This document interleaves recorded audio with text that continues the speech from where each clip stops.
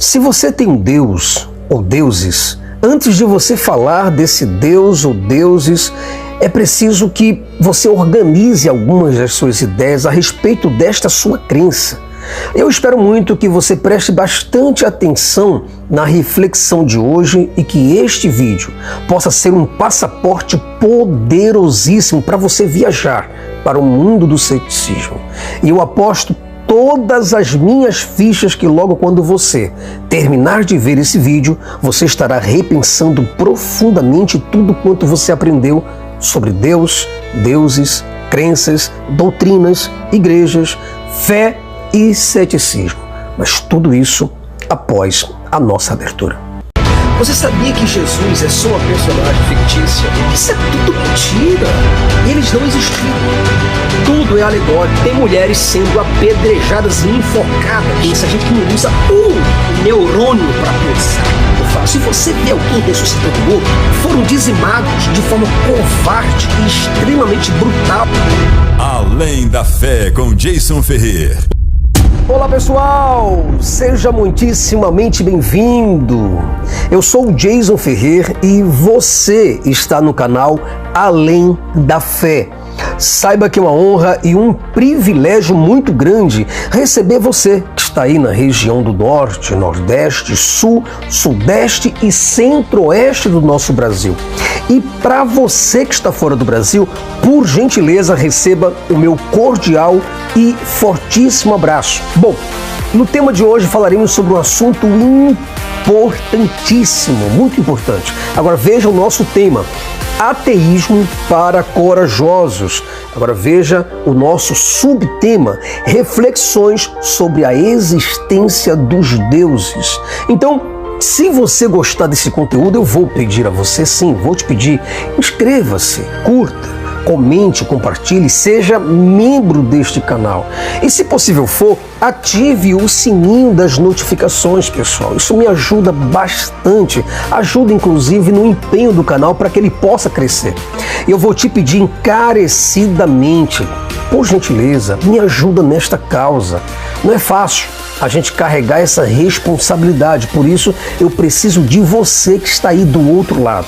O canal Além da Fé, ele se manifestou para desfazer as mentiras e as obras maléficas, miseráveis e desgraçadas das religiões. E o nosso trabalho, se você já o conhece, é um trabalho de enfrentamento. Por isso, nos apoie e nos ajude a financiar este projeto. Bom, estamos de volta e é sempre uma honra, é um privilégio contar com a sua presença, participação e, acima de tudo, a sua preferência. Pois bem, pessoal, antes de qualquer coisa, para você que acredita em Deus ou para você que tem alguns deuses, enfim, você deve fazer algumas perguntas que é importante e essencial para que você possa crescer, pelo menos na fé que você acredita. A primeira pergunta que você deve se fazer é o seguinte: eu tenho um Deus? Bacana, ok, eu tenho um Deus, Jason. Legal. Agora, a segunda pergunta: ele é o criador de tudo ou é apenas um dos deuses intermediadores entre o Deus Supremo e os homens? Terceiro, como eu faço para identificar esse criador diante de tantos outros criadores das demais religiões? Quarto, como sei? A pergunta é: como sei que esse Deus que eu acredito é o Deus certo, é o Deus correto? Será que eu não estou adorando o Deus errado? Em quinto lugar, quem é ou o que é esse Criador? É a pergunta mais honesta que você deve fazer. Em sexto lugar, como esse Deus se comunica comigo? Em sétimo, de onde Deus veio? A pergunta é essa. Em oitavo lugar, nós temos a pergunta que é o seguinte: como é que eu sei que Deus existe? Ou seja, quais são os instrumentos que eu me utilizo para saber da existência desse Deus?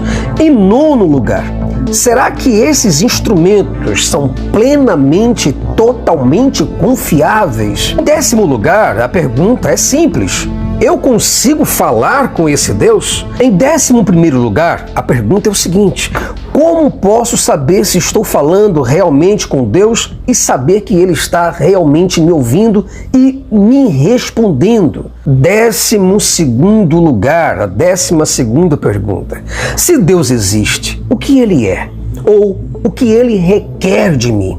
13ª, qual é o seu plano? 14ª, qual é o seu objetivo? 15ª, ele me ama verdadeiramente e como eu tenho certeza disso? 16ª, ele se revelou para nós. Como posso ter a completa certeza dessa revelação? E por último, Brasil, para você que é crente, para você que acredita em Deus ou algum tipo de Deus em qualquer forma, você deve se perguntar: eu posso ter certeza absoluta da existência desse meu Deus? Então, como o vídeo hoje é um vídeo de reflexão, se você ainda não tem essas respostas, perguntas bobas, bestas, que você realmente deve fazer, você que está do outro lado precisa fazer. Se você não tem essas respostas, é porque você não tem um Deus. Você nem tampouco sabe o básico ou o mínimo do conhecimento desse seu Deus. O que você tem, Brasil, é apenas uma doutrina. O que você tem é apenas uma ideia, é uma superstição, é uma falsa alegação, é uma suposição que você tem, uma imaginação, não uma certeza absoluta. E o seu achismo é exatamente você que está do outro lado. O seu achismo não prova a existência do seu Deus e nem tampouco prova a existência das suas crenças no sobrenatural e no mundo metafísico. Brasil, olha para mim, presta bem atenção. Não adianta, presta bem atenção, balança essa câmera aí. Não adianta você ter um Deus que nada faz por você. De nada vale você defender a existência com unhas e dentes, você defender a existência de um Deus, se você nem sabe se ele te ama, você nem sabe se o cara te ama, ou se esse Deus te quer, ou pelo menos se te vê. É vão, é muito vão você ter um Deus que você precisa fingir que fala com ele ou fingir que ele te ouve. Isso é esquizofrenia, Brasil. Não é importante nem válido você ter um Deus que não se comunica com você. É fútil e completamente fútil você saber que existe um Deus e você não saber nada sobre ele, absolutamente nada. E eu digo para você, é bobo, é ingênuo você pensar que esse Deus te quer bem. Se você não sabe nem sequer qual é o seu único propósito, ou se existe algum propósito que inclua você nisso. É desimportante, é insignificante, é tolo, tanto o ato como o pensamento daquelas pessoas que dizem que existe algum Deus. Mas tudo bem, bacana, vai que você realmente, poxa, eu quero acreditar em Deus, eu tenho que acreditar em alguma coisa, tudo bem que exista um Deus. Mas e se formos apenas ração desse Deus? Tu já parou para pensar nisso? E se estivermos aqui da mesma forma como as galinhas de abate estão no cercado ou na granja? Você que mora numa zona rural, no interior, cria galinhas, olha para a tua galinha, olha para aquelas galinhas todas ali na granja ou no cercado e pensa se nós não podemos ser a mesma coisa que elas. E se estivermos apenas numa fila esperando a nossa vez de morrer, assim como os gados que são preparados para o abate. Agora, aqui para nós, será que você mesmo assim você vai amar esse Deus que te fez apenas como um consumo dele, a comida dele, um objeto dele, um brinquedo dele? Eu sei que você é muito bom, você é muito criativo, você que é crente, você é muito criativo para imaginar as coisas. Agora, imagina uma coisa comigo.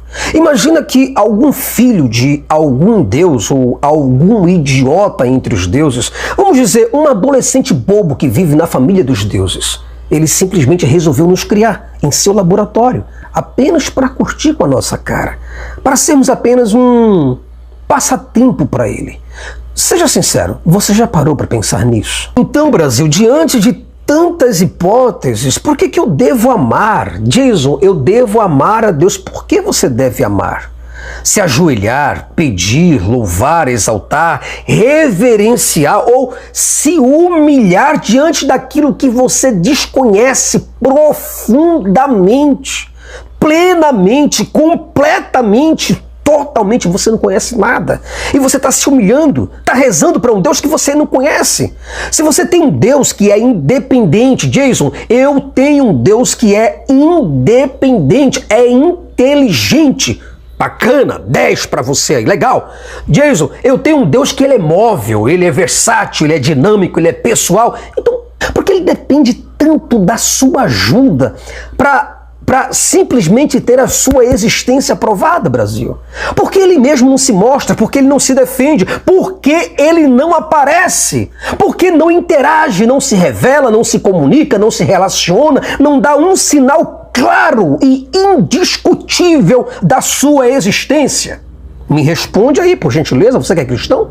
Porque ele necessita tanto que vivamos na escuridão. Ah, Deus quer que a gente viva na escuridão, no breu, na obscuridade. Deus permite que a gente viva nas trevas, na sombra, na neblina, num blackout total, no apagão, na opacidade. Então eu te pergunto, olha, o sol e as estrelas, os astros existem, logo Deus criou o sol e os astros. Então ele deveria ser mais evidente que o sol e os astros. Os astros nós conseguimos ver como é que Deus que criou todas essas coisas é invisível. Deus, sendo onipresente, haveria evidências da sua existência, Brasil. Em cada canto, em cada esquina, em cada partícula. Eu não estaria aqui falando sobre esse assunto, porque Deus seria inegável. Se de fato Deus existisse, Brasil, nós nem sequer estaríamos aqui brigando para sabermos sobre as provas da sua existência. O que eu estaria fazendo aqui? Brigando, dizendo, olha, o sol não existe, olha, as estrelas não existem, tá ok? Não, né? É evidente que não. Então, por que Deus ficaria satisfeito em saber que nós não temos o menor conhecimento sobre Ele? Qual é o Deus que se satisfaz em saber que nós não sabemos nada sobre Ele? Agora, a pergunta que eu quero te fazer logo na lata, porque aqui não tem rodeios, você me conhece, sabe disso.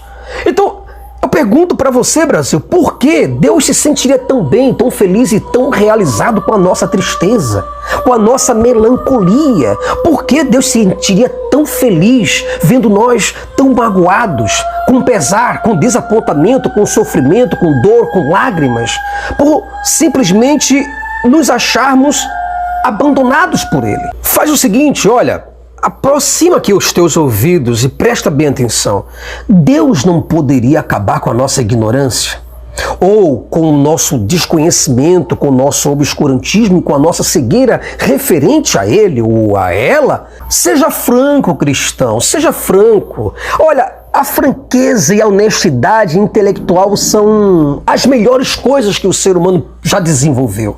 Pergunta para você mesmo, Deus não poderia aniquilar de uma vez por toda, com toda essa nossa imprecisão a respeito dele, as nossas ambiguidades, os mistérios em torno da sua pessoa? Ele não poderia aniquilar com as incertezas, as nuvens, o abismo que nos separa dele? Esse nevoeiro que nos impede de vê-lo? Deus não poderia fazer isso e não faz. O grande problema dos cristãos é que eles não querem pensar, eles não querem raciocinar, eles não perguntam, não duvidam, não criticam.